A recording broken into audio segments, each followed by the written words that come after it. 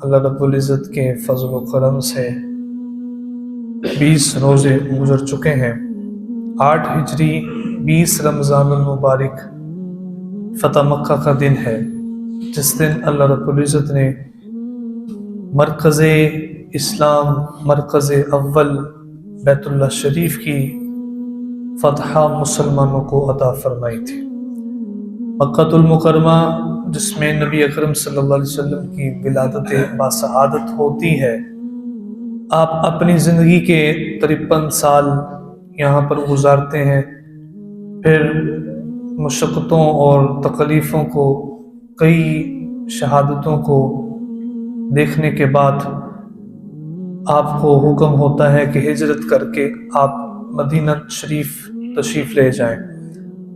نبی اکرم صلی اللہ علیہ وسلم جب ہجرت فرماتے ہیں تو حسرت بڑی نگاہوں سے دیکھتے ہیں کعبہ کو، بیت اللہ کو، اور فرماتے ہیں اے کعبہ تو بڑا عمدہ ہے، تیری خوشبو بڑی عمدہ ہے، لیکن تجھ سے بھی زیادہ عزت ایک مومن کے خون کی ہے، یہاں خون نہ بہایا جائے، اس لیے میں تجھے چھوڑ کر جا رہا ہوں۔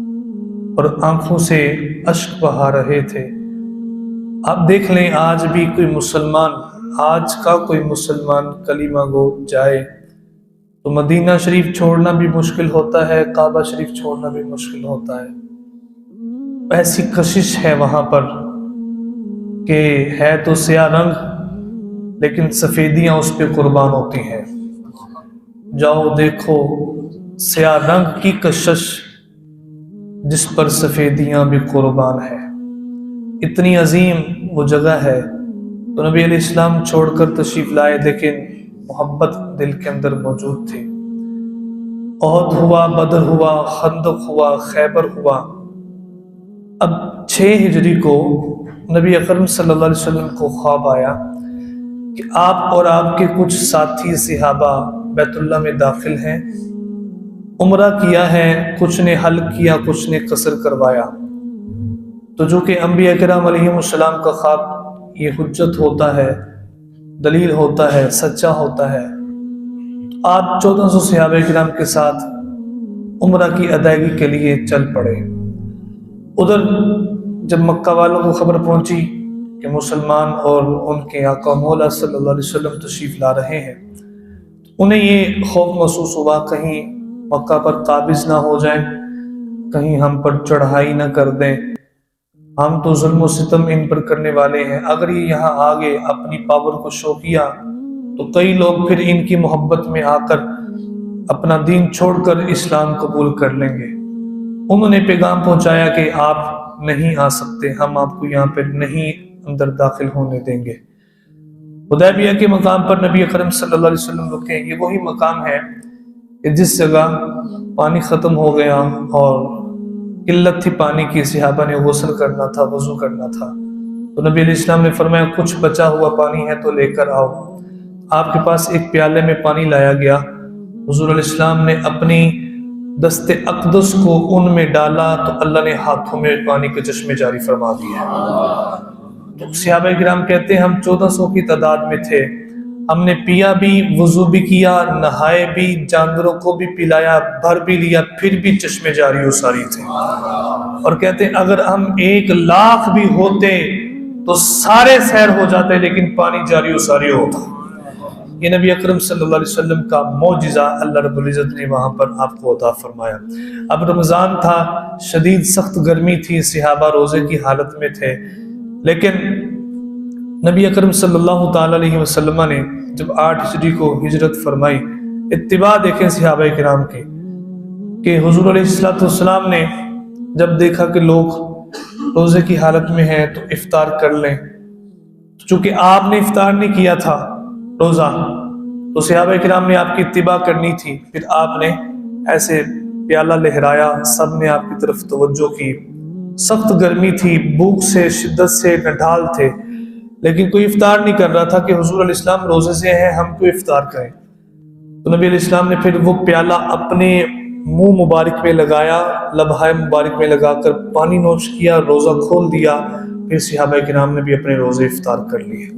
یہ ان کی اتباع کی اعلیٰ مثال تھی۔ بلکہ حدیبیہ کے مقام پر جب آپ رکے تو مکہ کی طرف سے قاصد آیا، عروہ بن مسعود ثقفی، اور اس کے ساتھ کچھ اور احباب تھے۔ انہوں نے دیکھا کہ صحابہ کرام کی جانثاری کیسی ہے، محبت کا کیا عالم ہے کہ نبی کریم صلی اللہ علیہ وسلم وضو فرماتے ہیں تو وضو کا پانی وہ زمین پر گرنے نہیں دیتے، بلکہ اپنے ہاتھوں پر لے کر اسے اپنے جسم پر مل رہے ہوتے ہیں۔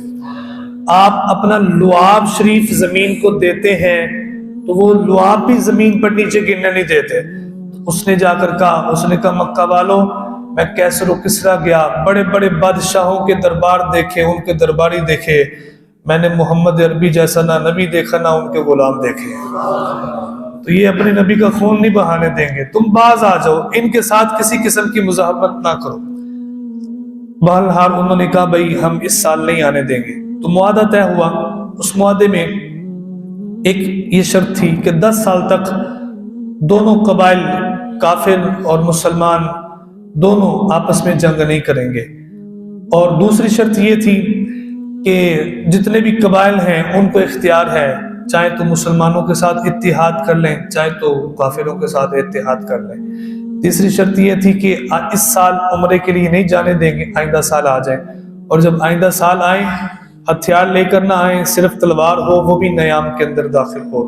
اور اس کے اندر یہ بھی شرط موجود تھی کہ اگر مکہ سے کوئی مسلمان ہو کر مدینہ جاتا ہے تو اسے واپس مکہ بھیج دیا جائے گا، لیکن اگر مدینہ سے کوئی مکہ آ جاتا ہے تو اسے ہم واپس نہیں بھیجیں گے۔ بظاہر تو یہ اسلام کے مطابق شرطیں نہیں تھی، مسلمانوں کے حق میں نہیں تھی، لیکن حضور صلی اللہ علیہ وسلم جانتے تھے کہ اللہ رب العزت مجھے اس کے ذریعے فتح عطا فرمائے گا، تو نبی علیہ السلام نے سب ایگریمنٹ پہ آپ نے دستخط کر دیے، فرمایا ٹھیک ہے ہمیں یہ سارا معاہدہ منظور ہے۔ اب جب معاہدہ ہو گیا تو قبیلہ بنو بکر اور بنو خزاعہ یہ پرانی دشمنی میں چلتی آ رہی تھی۔ بنو خزاعہ نے اتحاد کیا رسول اللہ صلی اللہ علیہ وسلم کے ساتھ، اور بنو بکر نے قریش کے ساتھ اتحاد کر لیا۔ ایک مرتبہ بنو بکر نے رات کے پچھلے پہر قریش کا سہارا لیتے ہوئے بنو خزاعہ پر حملہ کر دیا اور کئی بندے ان کے مارے۔ اب یہ بات جب نبی اکرم صلی اللہ علیہ وسلم کو پہنچی اور آپ کو بنو خزاعہ نے اسی وقت رات کو مدد کے لیے پکارا، تو ام سلمہ کہتی ہیں تہجد کا وقت تھا، حضور علیہ السلام وضو فرمانے کے لیے تشریف لے کر گئے، تو وضو کے بعد آپ فرمانے لگے لبیک لبیک نصرتا نصرتا نصرتا۔ میں نے کہا حضور یہ کس کی آواز پہ لبیک کہہ رہے ہیں؟ فرمایا مجھے بنو خزاعہ والے مدد کے لیے پکار رہے ہیں، میں ان کی آواز پہ لبیک کہہ رہا ہوں۔ کہاں سے کہاں آواز پہنچی ہے، حضور نے سماعت پہ فرما رہی، دور و نزدیک کے سننے والے وہ کانے لالے کرامت پہ لاکھوں سلام۔ یہ عظیم حضور صلی اللہ علیہ وسلم کا وصف تھا۔ تو عمر بن سالم جو قبیلہ خزاعہ سے آیا تھا 3 دن بعد پہنچا، اس نے کہا حضور آپ ہمارے حلیف ہیں، بنو بکر نے معاہدہ توڑ دیا جو کیا تھا، ہم پر حملہ کر دیا، ہماری مدد کیجیے۔ تو نبی علیہ السلام نے فرمایا بالکل تمہاری مدد کی جائے گی۔ اب چونکہ یہ معاہدہ توڑ دیا تھا تو نبی علیہ السلام نے ایک قاصد روانہ کیا قریش کی طرف، فرمایا تم نے معاہدے توڑنے میں پہل کر لی ہے، میں تمہیں پھر بھی آپشن دیتا ہوں، جتنے تم نے خون بہائے ہیں ان کی دیت دے دو، یا دوسری آپشن یہ ہے کہ بنو بکر سے بالکل بائیکاٹ کر دو، یا تیسری آپشن ہے پھر جنگ کے لیے تیار ہو جاؤ۔ انہوں نے بڑا غرور و تکبر سے کہا ٹھیک ہے ہم جنگ کے لیے تیار ہیں۔ حضور علیہ السلام کو جب یہ خبر پہنچی نا تو آپ نے فرمایا ٹھیک ہے تم نے خود معاہدہ توڑ دیا، لیکن بعد میں انہیں پچھتاوا ہوا کہ ہم نے بدر دیکھا ہے، احد دیکھا ہے، خندق دیکھا ہے، مسلمان ہی فتح ہوئے ہیں، کہیں وہ آگے تو مکہ ہمارے ہاتھ سے نکل جائے گا۔ ابو سفیان کو بھیجا معاہدے کی تجدید کے لیے، وہ آئے، کوئی بات نہ بنی، حضور علیہ السلام کے پاس گئے، صدیق اکبر کے پاس گئے، عمر بن خطاب کے پاس گئے، فرمایا نہیں اب چونکہ معاہدہ ختم ہو گیا اب معاہدے کی تجدید نہیں ہوگی۔ ادھر نبی علیہ السلام نے صحابہ سے فرمایا کہ خفیہ طور پہ کسی کو بتانا نہیں، اور ہم نے مکہ کے لیے جانا ہے، قبائل عرب انہیں بھی بتا دو کہ مکہ کے لیے روانہ ہونا ہے، وہ تیار ہو جائے۔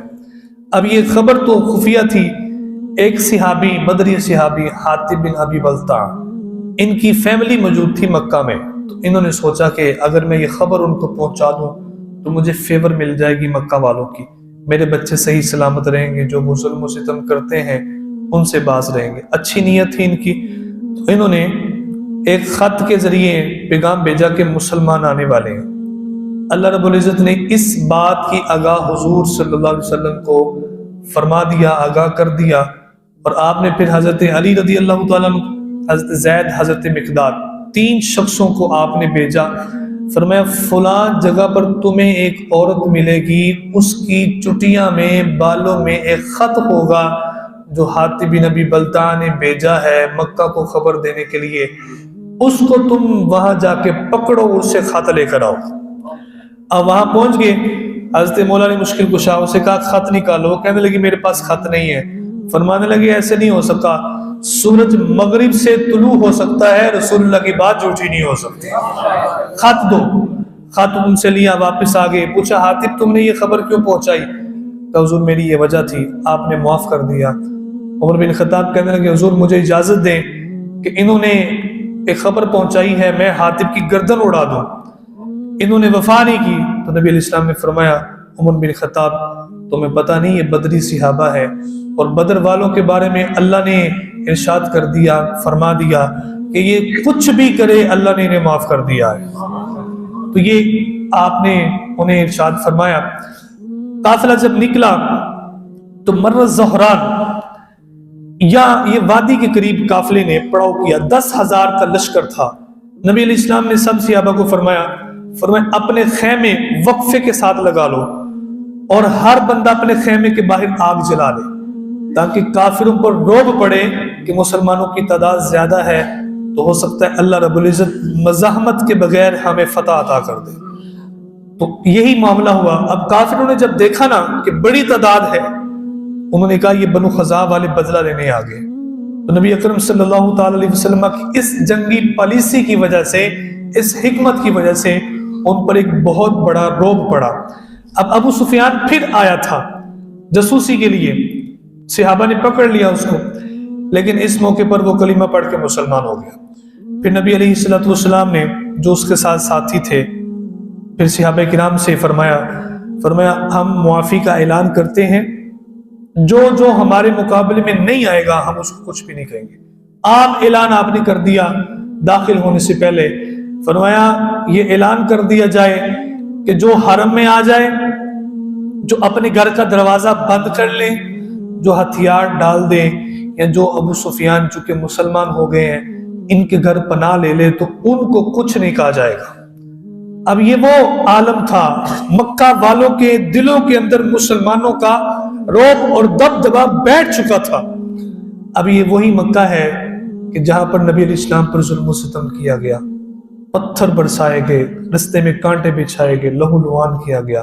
ایک مرتبہ تو آپ جب مکہ کا خانہ کعبہ کا دروازہ کھلا نا، اس کی چابی تھی حضرت عثمان، جو پہلے مسلمان نہیں تھے، عثمان بن ابی طلحہ کے پاس۔ آپ اندر جانے لگے تو عثمان کہنے لگا کہ میں آپ کو نہیں جانے دوں گا، بڑی باتیں آپ کو کی، آپ سر جھکا کر باتیں سنتے رہے۔ ارشاد فرمایا عثمان تو نہ جانے دے، ایک وقت آئے گا کعبہ کی چابی میرے ہاتھ میں ہوگی، پھر میں جس کو چاہوں گا وہ چابی دوں گا۔ اچھا، اسی دن سے عثمان کے دل کے اندر خوف پیدا ہو چکا تھا، اسے پتا تھا یہ جو بات کرتے ہیں سچی کرتے ہیں، یہ ہو کے رہنی ہے۔ اب جب آپ تشریف لے کر جاتے ہیں وہی مکہ جہاں سے نبی صلی اللہ علیہ وسلم خفیہ طور پر نکلے ہجرت کے لیے، آپ پر ظلم و ستم کیا گیا، نکلنے پر مجبور کیا گیا آپ کو، اب وہی مکہ ہے جس پر حضور فاتح کی شان سے داخل ہو رہے ہیں۔ 10,000 کا لشکر موجود ہے، اور حضور علیہ السلام آپ نے کالی پگڑی پہنی ہوئی تھی اور خود پہنا ہوا تھا آپ نے، اور بڑا حسین و جمیل منظر تھا۔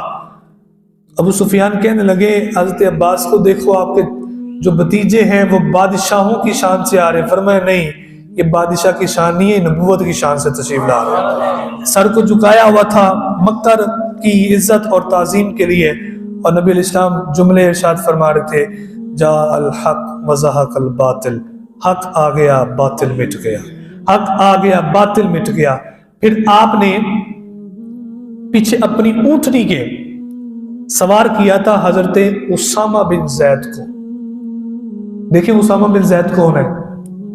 یہ رسول اللہ صلی اللہ علیہ وسلم کے غلام زید بن حارثہ کے بیٹے ہیں. نبی علیہ السلام نے کوئی تمیز نہیں وہاں پہ کی. آپ نے اپنے غلاموں سے اتنی محبت کی. صدیق اکبر کھڑے ہیں، عمر بن خطاب کھڑے ہیں، بڑے بڑے مالدار صحابہ ہیں جنہوں نے اپنا مال جان سارا کچھ حضور کی ذات پہ قربان کر دیا، لیکن نبی علیہ السلام کی مساوات پہ قربان جائیں. غلام کے بیٹے کو پیچھے سوار کر کے مکہ میں داخل ہو رہے ہیں. اونٹنی میں سوار کیا، پھر آپ نے سارے بت توڑے، طواف کیا، بت توڑے. ایک بت تھا جو کعبے کے اوپر تھا، تو نبی علیہ السلام نے فرمایا حضرت علی سے، فرمایا ایسے کرو میرے کندھوں پہ چڑھ جاؤ اور اس بت کو توڑ دو. حضرت علی فرماتے ہیں میں نبی علیہ السلام کے کندھے پہ چڑھا اور میں نے وہ زنجیروں کے ساتھ جکڑا ہوا تھا اس بت کو توڑ دیا. تو حضرت علی فرماتے ہیں مدارج النبوہ میں علامہ شیخ عبد الحق محدث دہلی محقق علی الاطلاق، جن کو ہر مسلک کا بندہ محقق اور محدث مانتا ہے، یہ لکھتے ہیں مولا علی مشکل کشا کہنے لگے، نبی علیہ السلام نے پوچھا اے علی کہاں تک چلے گئے ہو، کہاں تک چلے گئے ہو؟ نبی علیہ السلام کندھے پہ سوار ہیں. فرمایا کتنی بلندی ہے تمہاری؟ کہا حضور اتنا بلند چلا گیا ہوں، اتنا بلند چلا گیا ہوں، حکم کرے تو رب کے عرش کو ہاتھ لگا سکتا ہوں. اتنی بڑی بلندی مل گئی تھی. تو بت توڑوائے. پھر آپ نے فرمایا کہ کعبے کی اب چابی لے کے آؤ. سامنے موجود تھے عثمان بن ابی طلحہ. فرمایا عثمان یاد ہے تمہیں میں نے کہا تھا ایک وقت آئے گا چابی میرے ہاتھ میں ہوگی، چابی لاؤ. چابی لی. فرمایا تمہیں میں نے یہ بھی کہا تھا میں جس کو چاہوں گا دوں گا. عثمان ہم ذاتی طور پہ بدلہ نہیں لیتے، یہ چابی تمہیں میں آج دیتا ہوں، یہ تمہارے پاس رہے گی، قیامت تک تمہاری نسلوں کے پاس رہے گی، تم ہی اس کو کھولتے رہو گے، تمہاری نسلیں ہی کھولتے رہیں گی.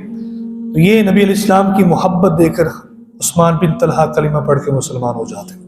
پھر نبی علیہ السلام نے سارے قریش کے جو بڑے بڑے رؤساء کھڑے ہیں جنہوں نے نبی علیہ السلام پر ظلم و ستم کیا، آپ کی شہزادی حضرت زینب ان کو تیر مار کر سواری سے نیچے گرا کر ان کا نقصان بہت بڑا ہوا.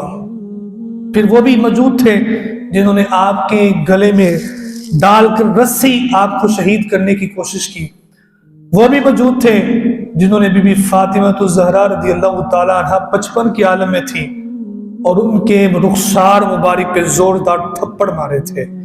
وہ بڑے بڑے مکہ کے ظالم جابر لوگ موجود تھے، انہیں بھی یہی خوف اور تھا کہ اگر آج ہمیں معاف نہ کیا تو جو ہم نے ظلم و ستم کر دیا ہے ہماری تو بوٹی بوٹی کتوں کو کھلائی جائے گی. سارے موجود ہیں. نبی علیہ السلام نے خوف بڑے لہجے میں پوچھا. فرمایا بتاؤ آج تمہارے ساتھ کیا ہوگا، میں کیا کرنے والا ہوں؟ کہنے لگے اخن قریب، آپ کا کردار شریف ہے، شرافت والی زندگی گزاری. وابن اخن کریم، آپ شریف بھائی کے بیٹے ہیں.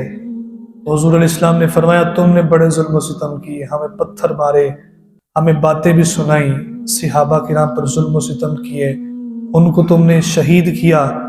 میں محمد عربی آج کہتا ہوں کہ تم پر آج کوئی حساب نہیں ہوگا، میں نے سب کو معاف کر دیا.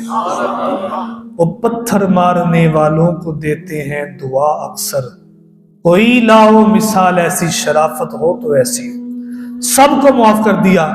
اس کا سبب یہ بنا کہ جتنے بڑے بڑے رؤساء قریش موجود تھے، مکہ کے سردار چھوٹے بڑے سب کلمہ پڑھ کے مسلمان ہو جاتے ہیں. وہ کہنے لگے یار ایسا دین جس میں کوئی بدلہ ہی نہیں، اتنی شفقت، اتنی رحمت، تو ہم کیوں جھوٹے دین کی اتباع کریں؟ پھر نبی علیہ السلام آپ نے اندر تشریف لے کر جا کر، چونکہ اندر بھی کعبہ کے اندر بھی تصویریں تھیں انبیاء کی بنائی ہوئی جن میں حضرت ابراہیم علیہ السلام کی خیالی تصویر تھی. آپ نے سب کو فرمایا کہ ان کو صاف کر دو.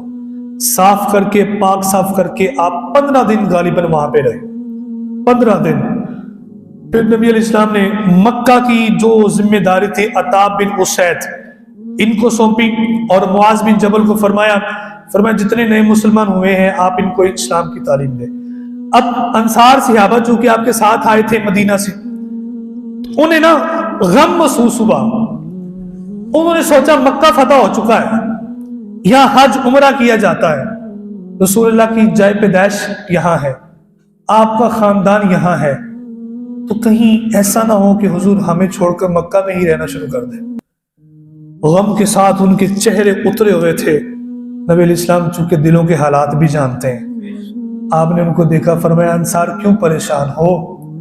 اب انصار صحابہ وہ ہیں جنہوں نے اپنا آدھا مال، اپنا گھر، سب کچھ صحابہ کرام مہاجرین جو ہجرت کر کے آئے تھے ان پر قربان کر دیا، جانوں کی پرواہ کیے بغیر ہر محاذ پر حضور صلی اللہ علیہ وسلم کے ساتھ اول صف میں شامل تھے، بڑی دل کے اندر محبت موجود تھی۔ تو حضور ہمیں چھوڑ کے اب یہاں رہنا شروع کر دیں گے، پریشان تھے۔ تو نبی علیہ السلام نے چونکہ ان کی وفاداری دیکھی تھی، ان کی محبت دیکھی تھی، آپ نے وہاں پہ جملہ ارشاد فرمایا انصار سنو، تم یہ گمان کر رہے ہو کہ میں یہاں رہ لوں گا؟ فرمایا المحیا محیاکم والممات مماتکم، میرا جینا بھی تمہارے ساتھ ہے، دنیا سے جانا بھی تمہارے ساتھ ہی ہے۔ فرمایا میں تمہارے ساتھ ہی جاؤں گا، خوش ہو گئے سارے۔ تو یہ اللہ رب العزت نے مسلمانوں کی بڑی کامیابی، بڑی فتح عطا فرمائی جو فتح مکہ کے نام سے تھی۔ تو آج بھی وہاں پر حضور صلی اللہ علیہ وسلم کی ادائیں، ان گلیوں، ان بازاروں میں آپ کی خوشبوئیں، آپ کے کردار کی مہک موجود ہے۔ ہمیں ان سارے واقعے سے یہ پتہ چلتا ہے کہ مسلمان جب نکلتا ہے روب دار ہو کر، اللہ رب العزت اسے فتح عطا کر دیتا ہے۔ آج بھی فلسطین کا حال یہی ہے پیارے بھائی، صرف مذاکرات سے کام نہیں۔